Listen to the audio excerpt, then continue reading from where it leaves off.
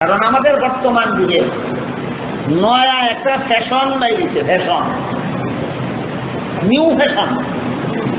এটা কি?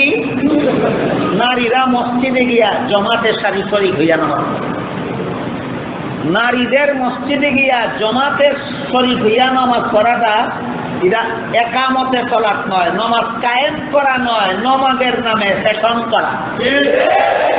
মানসুর ডাক দিয়ে কয়, বাচ্চা তুমি বুঝবা না মিয়ানে সে কমাশুক রমজিজ কারামান কাতবীরা हम खबर नीस इश्क़ आशुक रास्ते कूचू बरफनू हर से जुज माशूक बाकी जुमासो। मंसूर डाक दिया कहो বাচ্চা, যেদিন আপনি আইসা আমাকে প্রথম দিন পান নাই, আমি মনসুর আল্লাহর প্রেমে পাগল হইয়া আল্লাহর বাড়ি দেখা করার জন্য গেছিলাম।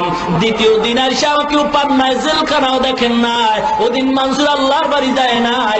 আল্লাহ পাক রব্বুল আলামিন তার বান্দাকে দিদার দেওয়ার জন্য এখানে হাজির হয়ে গেছে। আল্লাহর নূরের তাজাল্লির কারণে জেলখানা নূরে ভস্ম হয়ে গেছে, মনসুর বিলীন হয়ে গেছে, আল্লাহর নূরের সামনে সব ভস্ম হয়ে গেছে। সেজন্য কোন বুজুর্গ লিখেছেন, এখনো কোন ব্যক্তি যদি ঘুমাবার আগে হযরত ওমরের নাম বুকের মধ্যে লিখে ঘুমাতে পারে, আইন মিম রা ওমর, হযরত ওমরের নাম বুকে লিখে কেউ যদি ঘুমান, রাতভর প্রাণ ভরে ঘুমাতে পারবেন, শয়তান আপনাকে ডিস্টার্ব করবে না।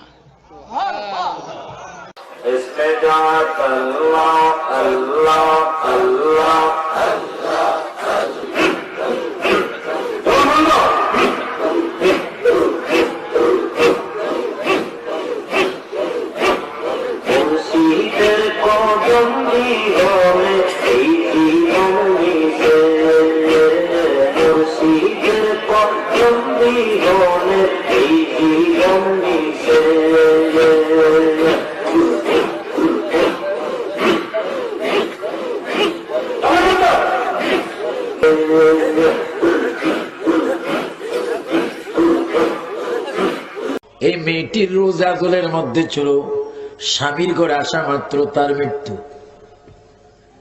স্বামীর হক আদায় করার পূর্বে, স্বামী তার স্ত্রীর হক আদায় করার পূর্বে রোজা জোনে মহিলাটির, এই মেয়েটির মৃত্যু নির্দিষ্ট ছিল। আমি বিয়ে কেন পড়াইলাম? আমি দেখতেছিলাম মালাকুল মউত আসতেছে তার পেছনে পেছনে, এই জন্য তার কাছে বসি আল্লাহ থেকে দাবি আদায় করে আজরাইলকে দৌড়াই দিয়ে আমি মেয়েটার হায়াত বাড়াই দিলাম। আল্লাহু আকবার বলেন। হায়াতুন নবী, জিন্দা নবী একটা। আল্লাহর নবী সাল্লাল্লাহু আলাইহি ওয়াসাল্লাম রওজা মুবারকের মধ্যে শ্বশুরে জিন্দা আছেন। রওজা মুবারকে অবস্থান করিয়া আল্লাহর দেওয়া পাওয়ারা বলে চক্ষু মুবারক দ্বারা সারা দুনিয়া দেখছেন, দেখতেছেন, আমাদেরকেও দেখতেছেন, আমাদেরকেও দেখতেছেন। আমরা গাউসে পাকের সঙ্গে যাচ্ছি ইমাম আহমদ ইবনে হাম্বলের মাজারের দিকে। হঠাৎ করে আমরা দেখতে পেলাম ইমাম আহমদ ইবনে হাম্বল মাজার থেকে উঠে চলে আসতেছে। চলে এসে গাউসে পাককে জড়ায় ধরে বলতেছে, আব্দুল কাদের, আমি যদিও তোমার মাযহাবের ইমাম, কিন্তু আমি ঘোষণা দিচ্ছি শরীয়ত তরিকত ইলমের মধ্যে আমি ইমাম আহমদ ইবনে হাম্বল, তুমি আব্দুল কাদেরের মুহতাজ। আল্লাহু আকবার কবীরা। নামটা হাসান রেখে ফেলো। বসরায় থাকে এবার হাসান বসরি। এরকম একজন বুজুর্গ ছিলেন যার চোখে এত পাওয়ার ছিল যে জমিনে বৈশা আরশে আজিম দেখত। সুবহানাল্লাহ। কানে এরকম পাওয়ার ছিল, আল্লাহরে ডাকলে আল্লাহ ডাকের উত্তর দিত, এটাও শুনত। সুবহানাল্লাহ। হাতের মধ্যে এমন পাওয়ার ছিল যে লেখা কাউকে জান্নাতের সনদ দিয়ে দিত, না জান্নাতের সার্টিফিকেট দিয়ে দিত। আপনারা মনে মনে ভাবতে পারেন এত পাওয়ার আবার কেমনে হয়? হয় তো, সবার চোখ এক, সবার হাত এক, সবার পা এক।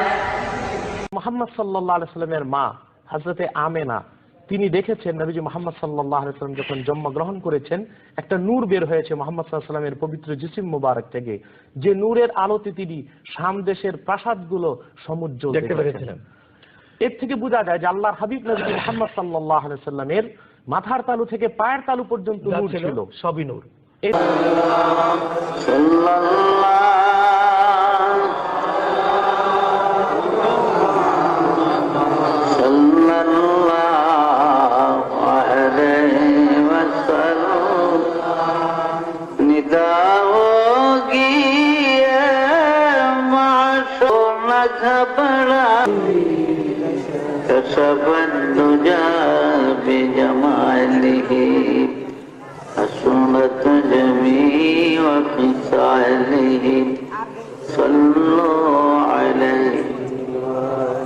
এক পর্যায়ে মানুষ গেলে তার নামাজ, রোজা, হজ, যাকাত সব বাতিল হয়ে যায়।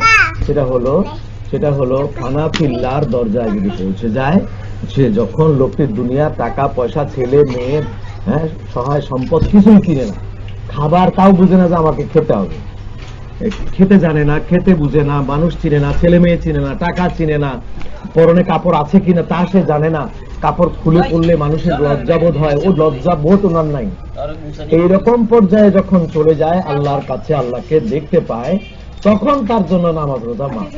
তখন সে বেলায়েতে কুবরা অনেক উপরে, তখন তার শরীর পাক, তার পেশাব পায়খানা সবই পাক। بلغ العلا بكماله كشف الدجى بجماله حسنت جميع خصاله। মা বলেন, আমি দেখি আমার গাজ্জালির পিঠ থেকে নূরের রোশনি বাহির হইতেছে।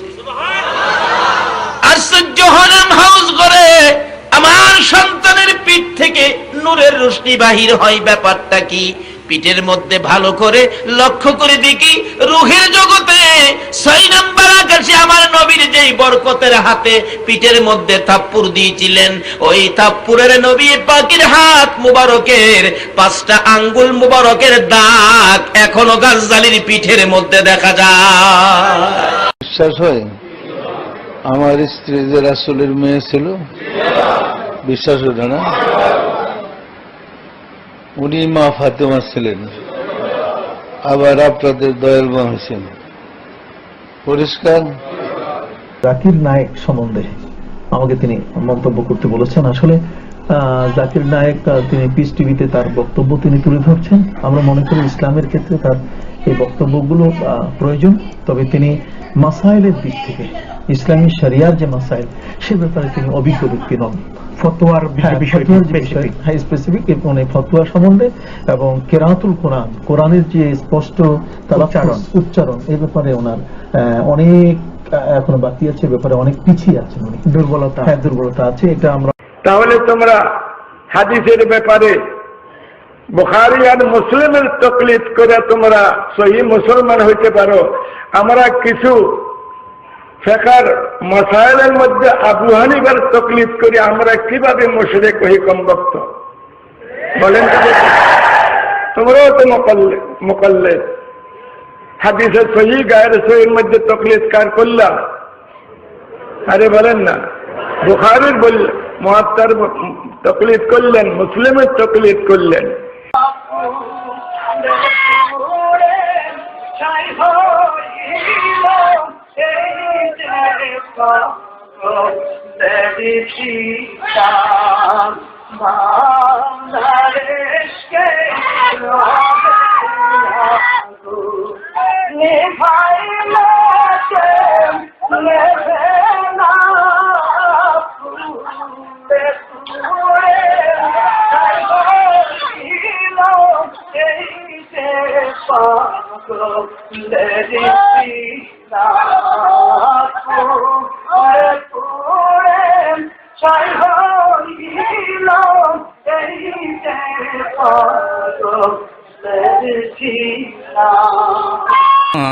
রব্বায়ানি সগীরা। আমার ভাইরা, মা বাবা যাদের মরে গেছে অথবা মা বাবা যাদের বেঁচে আছে, সকলের কথা স্মরণ করে আল্লাহর শিখানো ভাষায় চোখের পানি ছেড়ে দিয়ে আল্লাহর দরবারে দোয়া করি।